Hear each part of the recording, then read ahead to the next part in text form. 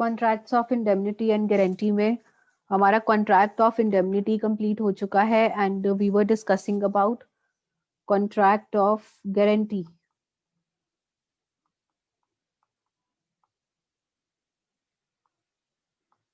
Contract of guarantee is defined in section 126. इसको हम detail में लास्ट सेशन में डिस्कस कर चुके हैं. एंड व्हाट डज सेक्शन 126 से?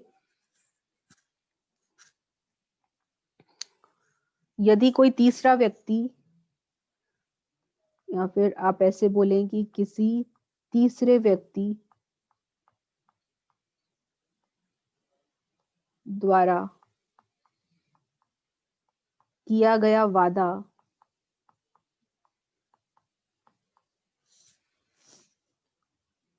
अथवा किसी तीसरे व्यक्ति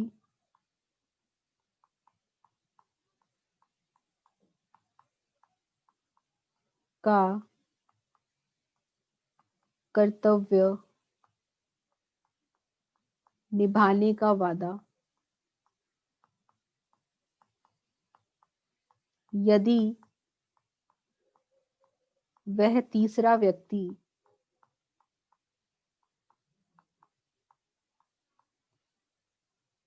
अपना वादा या कर्तव्य पूरा ना कर पाए.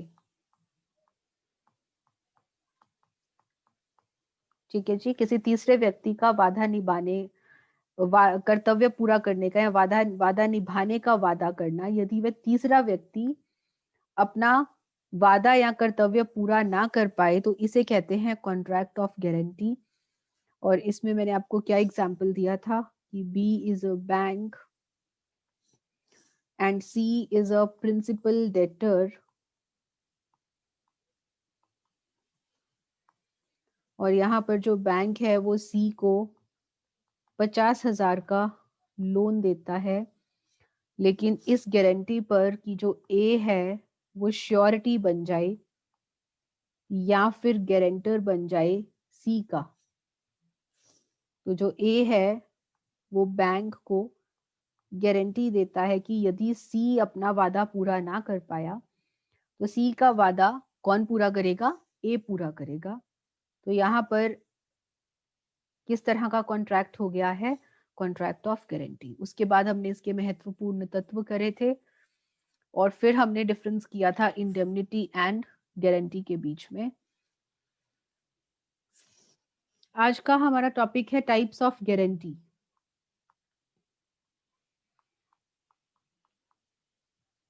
Types of guarantee. 3 प्रकार की गारंटी है. First is retrospective guarantee.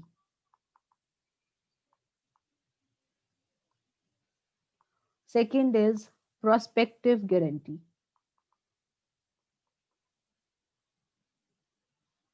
And third is specific. Actually, we have two guarantees, two types of guarantees, and then under prospective guarantee, we have two guarantees: specific and continuing. Specific guarantee and continuing guarantee. These are the types of guarantee we have. What is retrospective guarantee? Retrospective guarantee is पूर्व प्रभावी guarantee. पूर्व प्रभावी. अब पूर्व प्रभावी क्या होता है? किसी मौजूदा वादे का या फिर किसी पुराने उधार के लिए जब आप गारंटी देते हैं तो उसे कहते हैं रेट्रोस्पेक्टिव गारंटी. किसे कहते हैं रेट्रोस्पेक्टिव गारंटी? मौजूदा या फिर पुराने उधार के लिए गारंटी देना. ठीक है जी. कोई वादा आपने पहले किया हुआ था, कोई पुराना उधार था, उस पुराने उधार के लिए आप आज गारंटी दे रहे हैं, इसे कहते हैं रेट्रोस्पेक्टिव गारंटी, पुराने उधार के लिए गारंटी देना। What is specific guarantee? किसी भावी उधार के लिए, सबसे पहले तो प्रोस्पेक्टिव गारंटी क्या है? भावी गारंटी, भावी गारंटी। व्हाट इज भावी गारंटी? जो उधार अभी आपने लिया नहीं है, आप लेंगे, किसी भावी उधार के लिए गारंटी देना is prospective guarantee. What is this? Future या फिर भावी उधार के लिए गारंटी देना इज प्रोस्पेक्टिव गारंटी। जब आप पुराने उधार के लिए आज गारंटी देते हैं, दैट इज रेट्रोस्पेक्टिव गारंटी। जब आप आने वाले उधार के लिए, किसी भावी उधार के लिए गारंटी देते हैं, that is prospective guarantee. Prospective guarantee दो भागों में आपकी डिवाइडेड है। The first one is the specific guarantee and another one is the continuing guarantee. Specific guarantee क्या होता है? जब आप किसी एक ट्रांजैक्शन के लिए, सिंगल ट्रांजैक्शन या फिर सिंगल डेट, किसी एक उधार या किसी एक ट्रांजैक्शन के लिए जब आप गारंटी देते हैं, उसे कहते हैं स्पेसिफिक गारंटी। किसी एक उधार या एक ट्रांजैक्शन के लिए गारंटी देना।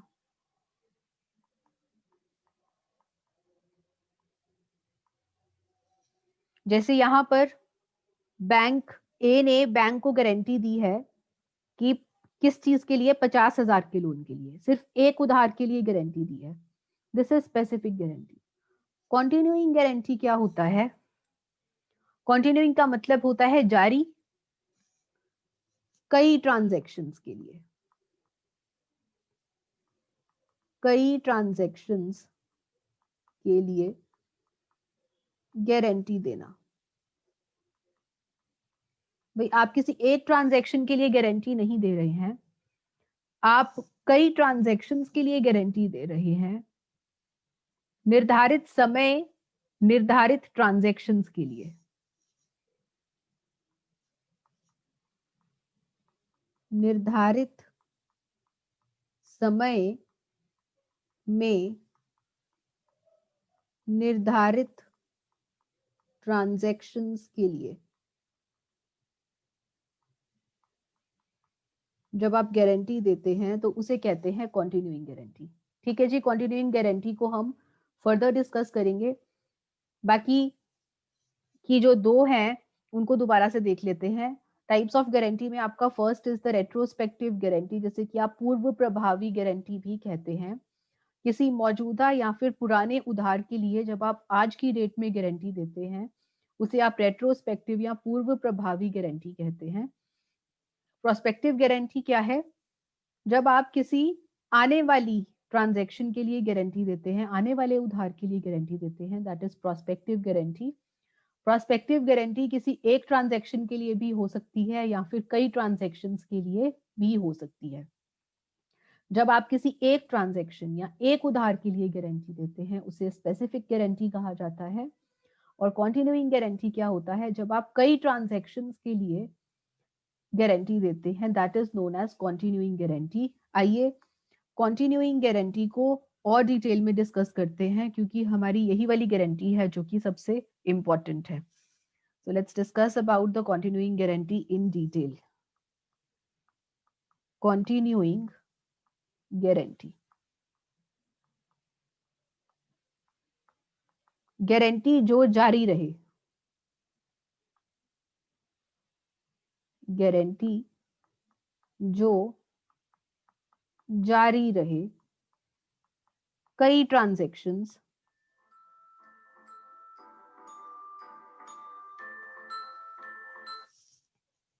कई ट्रांजैक्शंस के लिए जारी रहती है, उसे आप कहते हैं कॉन्टिन्यूइंग गारंटी। ठीक है जी। अब फीचर्स क्या हैं इसके, कॉन्टिन्यूइंग गारंटी के फीचर्स क्या हैं, क्या विशेषताएं हैं?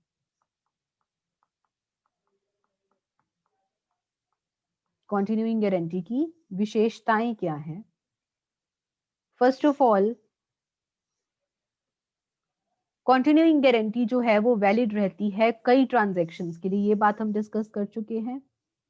Valid for a series of transactions, किसी एक ट्रांजैक्शंस के लिए नहीं, किसी एक ट्रांजैक्शन के लिए नहीं, कई ट्रांजैक्शंस के लिए वैध रहती है कॉन्टिन्यूइंग गारंटी। जो स्पेसिफिक गारंटी है वो एक उधार के लिए वैलिड है, जैसे ही वो उधार चुकता हो गया वैसे ही आपकी स्पेसिफिक गारंटी खत्म हो जाएगी। लेकिन कॉन्टिन्यूइंग गारंटी में ऐसा नहीं है, जब तक आपकी कई ट्रांजैक्शंस चलती रहेंगी तब तक आपकी ये गारंटी वैध रहती है, चलती रहती है। Second,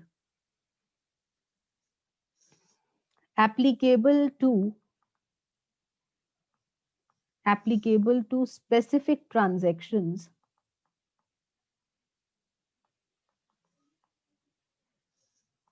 involving specific amount of money।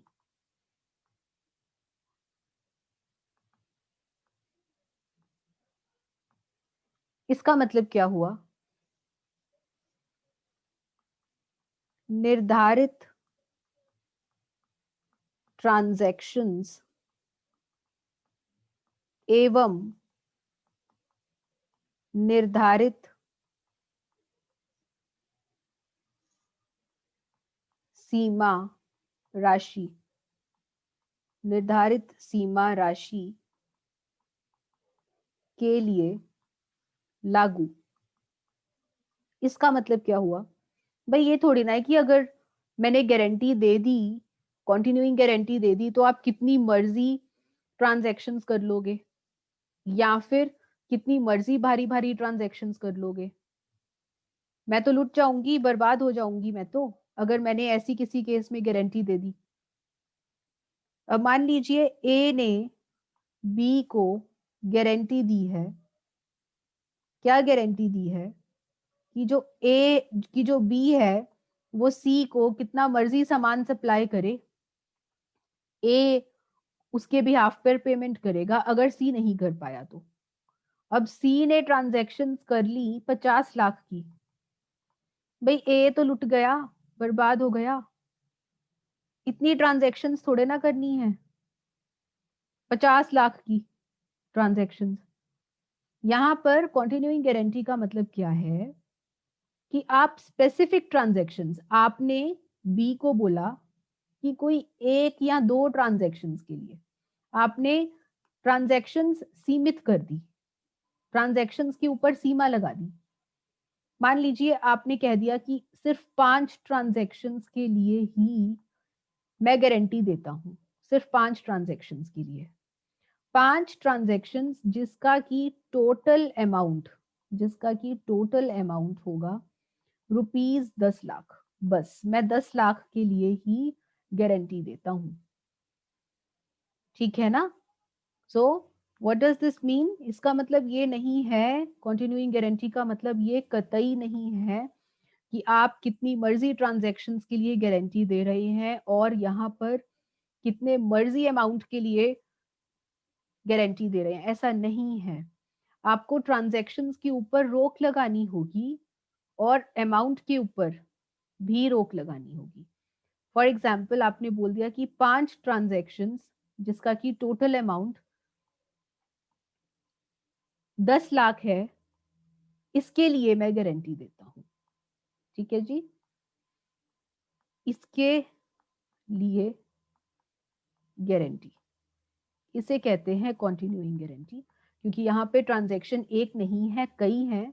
लेकिन कई का मतलब ये नहीं है कि आपने ट्रांजैक्शंस के ऊपर रोक नहीं लगाई। आपने ट्रांजैक्शंस को सीमित कर दिया है और अमाउंट को भी सीमित कर दिया है। एक ये फीचर है इसका। और the surety should be informed about the future transactions। Surety मतलब कौन? गारंटर। गारंटर को भावी ट्रांजैक्शंस के बारे में जानकारी होनी चाहिए।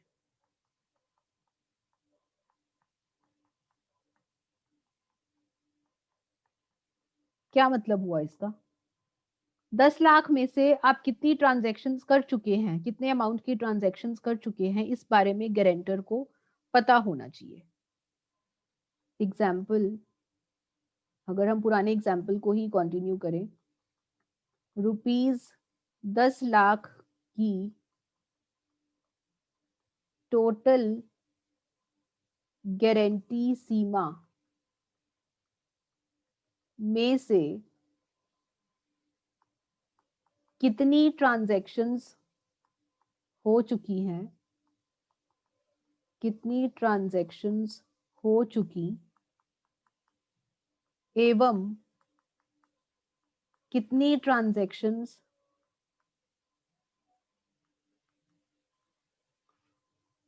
होनी बाकी है,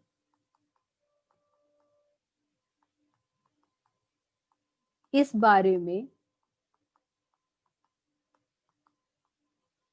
गारंटर को जानकारी होनी चाहिए।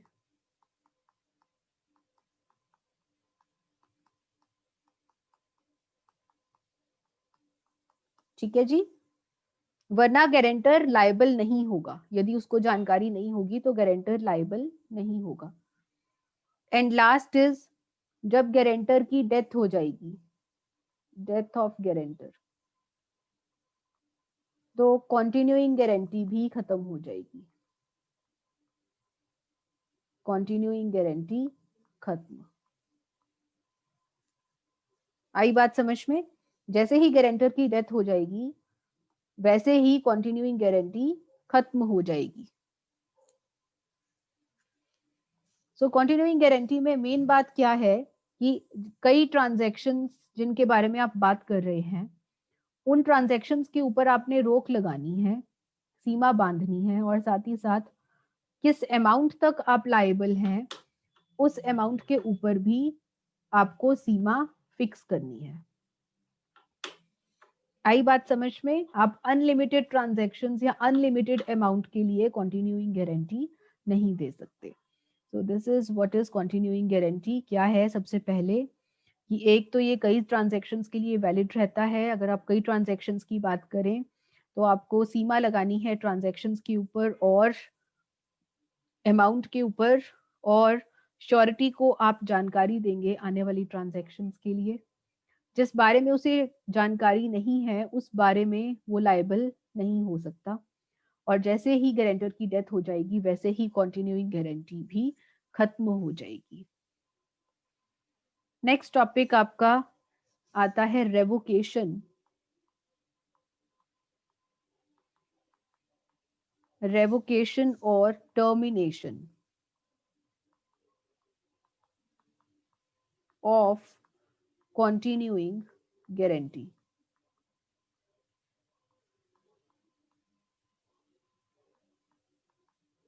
कि कॉन्टिन्यूइंग गारंटी को किस तरह से खत्म किया जा सकता है।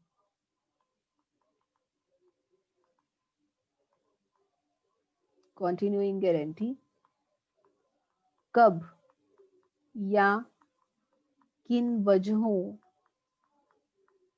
से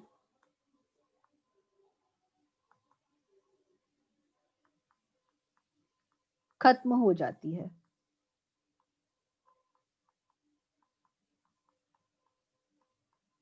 कब खत्म हो जाएगी कॉन्टिन्यूइंग गारंटी? सबसे पहला है बाय नोटिस। यदि गारंटर चाहता है अब कि अब बस कंटिन्यूइंग गारंटी खत्म हो जाए, अब मैं और ज्यादा जिम्मेदारी नहीं ले सकता, तो वो नोटिस दे सकता है। किसे नोटिस दे दे? क्रेडिटर को नोटिस दे दे कि भाई अब आने वाली ट्रांजैक्शंस के लिए मैं जिम्मेदार नहीं हूं, खुद देखो। नोटिस दे देना रेवोकेशन का। लेकिन क्या नोटिस देने से जो पुरानी ट्रांजैक्शंस हैं उसमें क्या उसकी जिम्मेदारी खत्म हो जाएगी? नहीं जी। जो पुरानी ट्रांजैक्शंस, नोटिस पीरियड तक की जो ट्रांजैक्शंस हैं, वहां तक उसकी लाइबिलिटी कंटिन्यूड रहेगी। सो यहां पर क्या है कि जो क्रेडिटर है, सॉरी, जो श्योरिटी है, श्योरिटी या गारंटर क्रेडिटर को नोटिस दे देगा, सूचना दे देगा कि अब वो आने वाली ट्रांजैक्शंस के लिए जिम्मेदार नहीं है।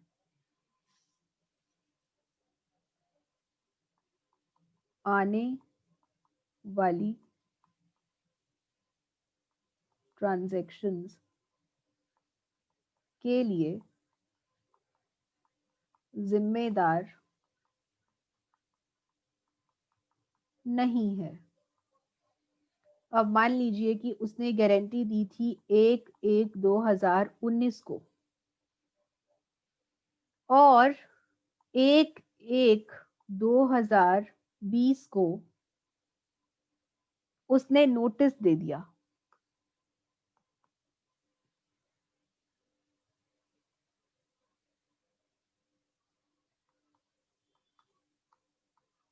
एक 1/1/2020 को उसने नोटिस दे दिया कि अब मैं जिम्मेदार नहीं हूं, कि अब मैं कंटिन्यूइंग गारंटी से बाहर हो रहा हूं। तो जो नोटिस डेट है वहां से लेकर इसके पिछली ट्रांजैक्शंस जो यहां तक हो चुकी हैं, यहां पर उसने गारंटी दी थी। तो जो ये वाला पीरियड है, इसके बीच में जितनी भी ट्रांजैक्शंस हैं, इसके लिए वो जिम्मेदार है, रहेगा। इसके लिए वो जिम्मेदार रहेगा। लेकिन जो यहां से लेकर यहां तक ट्रांजैक्शंस होंगी, जो भी होंगी, इन ट्रांजैक्शंस के लिए वो जिम्मेदार नहीं रहेगा। क्यों? क्योंकि वो नोटिस दे चुका है। सो यहां से लेकर यहां तक वो जिम्मेदार रहेगा। पुरानी ट्रांजैक्शंस के लिए उसकी जिम्मेदारी नहीं खत्म होगी, जबकि जो भावी ट्रांजैक्शंस हैं, नोटिस के बाद वाली ट्रांजैक्शंस हैं, उसके लिए वो जिम्मेदार नहीं रहेगा। सो बाय नोटिस, सूचना देकर जो गारंटर है वो कंटिन्यूइंग गारंटी को खत्म कर सकता है। इसमें आइए एग्जाम्पल ले लेते हैं एक। ए इज श्योरिटी गारंटर। इसने श्योरिटी गारंटी दी है टू सी, सी जो कि क्रेडिटर है, इसने इसे कंटिन्यूइंग गारंटी दी है। कंटिन्यूइंग गारंटी कितने की कंटिन्यूइंग गारंटी दी है? सीमा क्या बांधी है उसने? सीमा किस लिमिट तक की? ₹21,000 तक की। और किसके बिहाफ पर गारंटी दी है? बी, जो कि एक प्रिंसिपल डेटर है। बी के बिहाफ पर गारंटी दी है और सीमा कितनी बांध दी? 21,000। अब बी ने सी को देने हैं 10,000 रुपए। बी ने सी को उधार वापस कितना करना है? ₹10,000 का उधार वापस करना है। और इस टाइम पर जब 10,000 का उधार वापस करने योग्य था, उस टाइम पर ए ने नोटिस दे दिया। ए ने जिस वक्त नोटिस दिया, नोटिस डेट, उस दिन बी ने 10,000 रुपए चुकाने थे। ये है गारंटी की डेट। गारंटी डेट, इस दिन उसने गारंटी दी, इस दिन उसने नोटिस दिया, और जिस दिन नोटिस दिया उस दिन बी ने 10,000 रुपए चुकाने थे। अब आप मुझे यहाँ पर ये बताएं जल्दी से कि ए की लायबिलिटी कितनी रहेगी।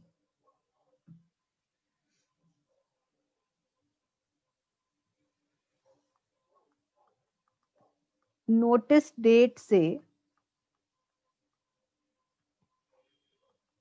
ए की लायबिलिटी समाप्त, ए की लायबिलिटी समाप्त। लेकिन लेकिन पुरानी ट्रांजैक्शंस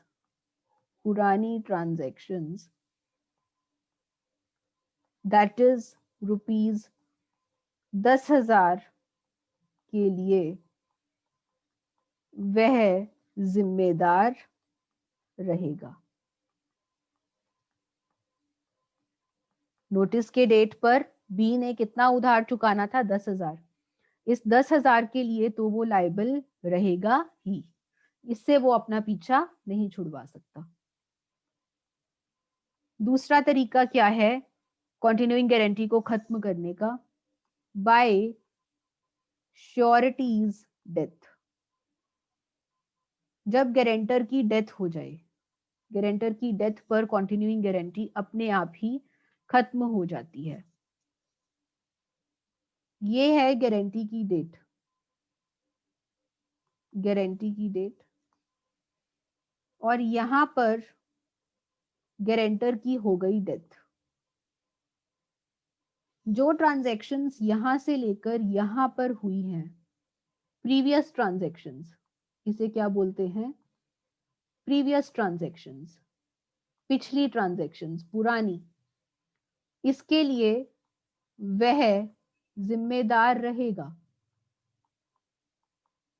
इसके लिए वह जिम्मेदार रहेगा। लेकिन डेथ के बाद जो भी ट्रांजैक्शंस होंगी, इन ट्रांजैक्शंस के लिए वह जिम्मेदार नहीं। ठीक है जी। उसकी प्रॉपर्टी को नहीं पूछा जाएगा, उसकी प्रॉपर्टी में से कुछ भी चुकाया नहीं जाएगा। लेकिन यहां पर क्या उसकी प्रॉपर्टी में से चुकाया जाएगा? बंदा तो मर गया, बंदा तो मर गया। अब पुरानी ट्रांजैक्शंस जो कि प्रिंसिपल डेटर कर चुका है, उसके लिए तो इसकी गारंटी थी। तो मान लीजिए प्रिंसिपल डेटर अपना उधार ना चुका सके, तो वहां पर बंदा तो मर गया, अब पैसा किससे मांगेगा? क्रेडिटर। यहां पर क्रेडिटर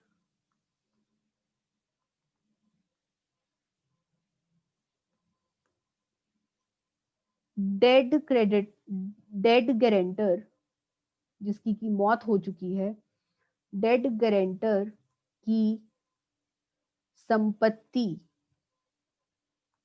में से पैसा ले सकता है।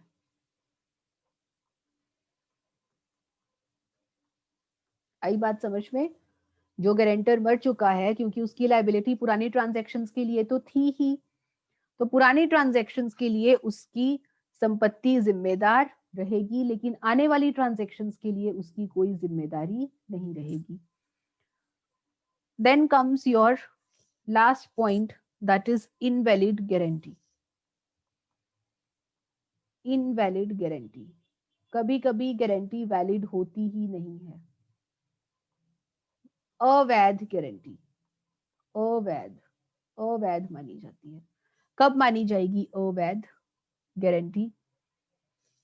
अगर गारंटी हासिल करी गई हो फ्रॉड या फिर मिसरिप्रेजेंटेशन द्वारा।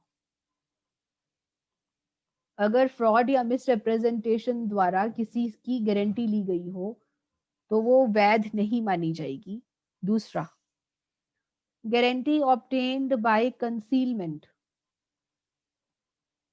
महत्वपूर्ण तथ्य छुपाकर यदि किसी से गारंटी ली गई हो वो अवैध है।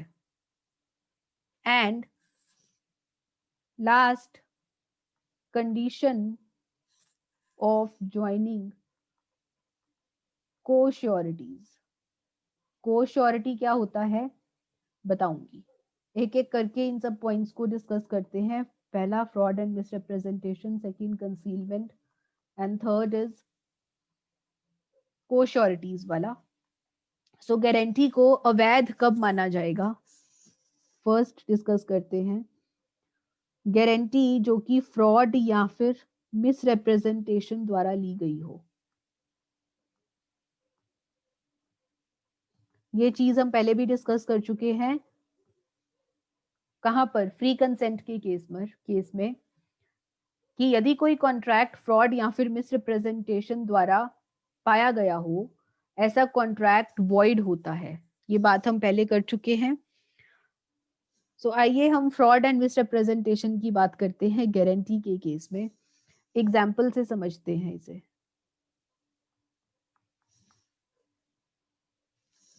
ए जो कि क्रेडिटर है, इसने अपनी कंपनी में बी को रखा। बी जो कि प्रिंसिपल डेटर है, इसने नौकरी पर रखा बी को, और नौकरी पर रखा मैनेजर के तौर पर। नौकरी पर रखा मैनेजर की पोस्ट पर। मैनेजर की पोस्ट पर ए ने बी को नौकरी पर रखा, लेकिन सी लेकिन सी को कहा कि बी एक ऑडिटर है। कि बी क्या है, एक ऑडिटर है जो कि किताबों की जांच करता है, बुक्स ऑफ अकाउंट्स को चेक करता है। रखा किस पोस्ट पर था, मैनेजर की पोस्ट पर। और सी को क्या बोला कि मैं बी को एज एन ऑडिटर रख रहा हूं। अब सी ने क्या किया, ये जानकर कि भाई B as an auditor appoint हो रहा है, सी ने ए को गारंटी दे दी। सी ने ए को गारंटी दे दी। किस बेस पर गारंटी दी, इस बेस पर कि जो बी है वो ऑडिटर नियुक्त किया जा रहा है, ना कि मैनेजर। यहां पर ए ने सी से झूठ बोला। ए ने सी से फ्रॉड या फिर मिसरिप्रेजेंटेशन पर आधारित गारंटी का कॉन्ट्रैक्ट किया। गारंटी का कॉन्ट्रैक्ट किया। क्योंकि ये कॉन्ट्रैक्ट फ्रॉड या फिर मिसरिप्रेजेंटेशन पर आधारित है, इसीलिए ये गारंटी इनवैलिड है, अवैध मानी जाएगी, इसका वजूद नहीं है। दूसरा, guarantee obtained by concealment. Concealment का मतलब होता है छुपाना। छुपाना, आपको सामने वाले को कुछ बताना चाहिए था लेकिन आपने नहीं बताया। छुपाना भी झूठ बोलने से कम नहीं होता। फॉर एग्जाम्पल, ए ने बी को नौकरी पर रखा, नौकरी पर क्लर्क रखा, क्लर्क बना दिया बी को। B is a clerk. B principal debtor है, ए क्रेडिटर है। और बी ने क्या किया, बी ने जब उधार इकट्ठा किया मार्केट से, तो बी ने ए के साथ घपला किया। बी ने ए के साथ कैश की चोरी करी, कैश की चोरी की। ए बी को निकालने ही वाला था नौकरी से कि बी ने कहा कि मैं ये गलती दोबारा नहीं करूंगा और मैं इस बदले में सी से तुम्हें गारंटी लेकर देता हूं। सी ने बी से बी के बिहाफ पर ए को गारंटी दी कि अब बी दोबारा ये गलती नहीं करेगा, बी दोबारा ये गलती नहीं करेगा। नहीं जी नहीं, ऐसा नहीं बोला। सी ने गारंटी दी ए को कि मैं बी के बिहाफ पर गारंटी देता हूं कि यदि बी कुछ गलत काम करेगा तो इस बारे में मैं गारंटी देता हूं कि मैं कोई भी लॉस होगा मैं पूरा करूंगा। यहां पर ए ने सी को बी द्वारा की गई गलती के बारे में नहीं बताया। गारंटी लेते वक्त सी से गारंटी लेते वक्त ए ने सी को बी द्वारा की गई चोरी के बारे में नहीं बताया।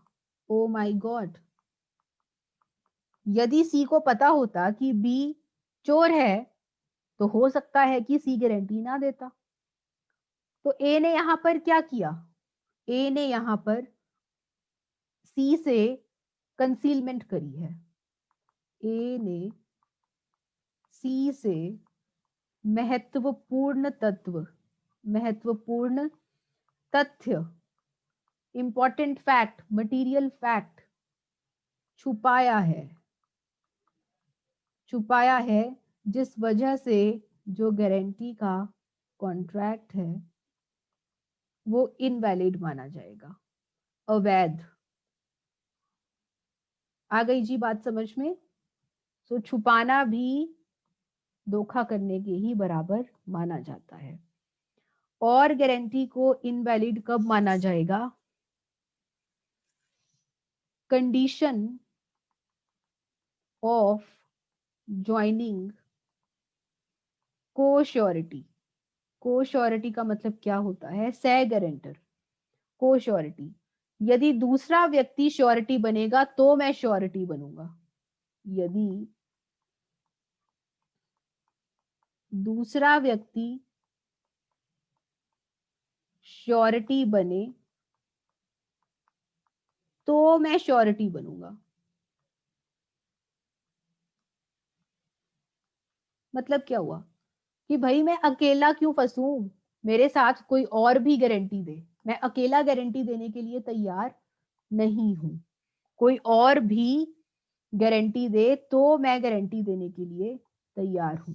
एग्जाम्पल देखिए, कमल प्लस विमल, दो श्योरिटीज थे। ये कौन है? टू श्योरिटीज, दो गारंटर्स हैं, ये दो गारंटर्स हैं और इन्होंने चमन के साथ, जो कि क्रेडिटर है, चमन के साथ कॉन्ट्रैक्ट किया, गारंटी का कॉन्ट्रैक्ट किया। लेकिन इन दोनों में से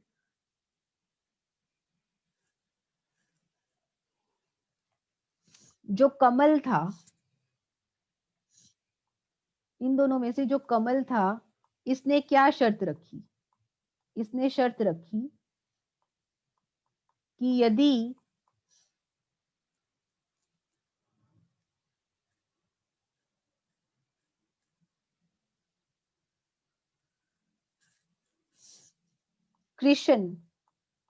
कृष्ण को श्योरिटी बने, कृष्ण भी हमारे साथ श्योरिटी बने, यदि कृष्ण को श्योरिटी बने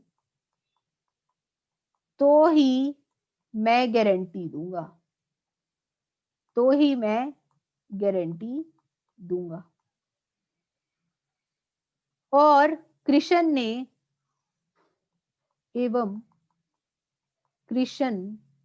ने श्योरिटी बनने से मना कर दिया, श्योरिटी बनने से मना कर दिया। अब यदि कृष्ण ने श्योरिटी बनने से मना कर दिया तो क्या जो कमल है वो श्योरिटी रहेगा? नहीं जी, यहां कमल की गारंटी वैध नहीं मानी जाएगी। कमल की गारंटी वैध नहीं मानी जाएगी। आ गई जी बात समझ में? यहाँ पर जो कमल है उसने ये बोला था कि मैं श्योरिटी बन तो जाऊंगा, लेकिन तभी बनूंगा यदि कोई तीसरा व्यक्ति भी मेरे साथ श्योरिटी बने। लेकिन वह तीसरा व्यक्ति श्योरिटी बनने के लिए तैयार नहीं हुआ, तो यहाँ पर कमल श्योरिटी नहीं माना जाएगा, कमल की श्योरिटी को वैध नहीं माना जाएगा। So these are the various options by which a continuing guarantee can be terminated. continuing guarantee को खत्म कैसे किया जा सकता है? by notice। जो श्योरिटी है वो नोटिस दे दे क्रेडिटर को कि अब आने वाली ट्रांजैक्शंस के लिए मैं जिम्मेदार नहीं हूं, तो जिस दिन उसने नोटिस दिया उस दिन से वो जिम्मेदार नहीं रहेगा। दूसरा, अगर श्योरिटी की डेथ हो जाए। तीसरा, इनवैलिड गारंटी, अवैध गारंटी। अवैध गारंटी में हमने 3 बातें करी, फ्रॉड एंड मिसरिप्रेजेंटेशन से पाई गई गारंटी, कुछ महत्वपूर्ण तथ्य छुपा कर ली गई गारंटी, या फिर को श्योरिटी की शर्त पर पाई गई गारंटी। और जहां पर को श्योरिटी जो है वो ज्वाइन ना करे, तो ऐसे में जिसने यह शर्त रखी थी उसकी श्योरिटी को वैध नहीं माना जाता। So these are the ways to revoke a continuing guarantee. That's all for today. बाकी हम कल डिस्कस करेंगे।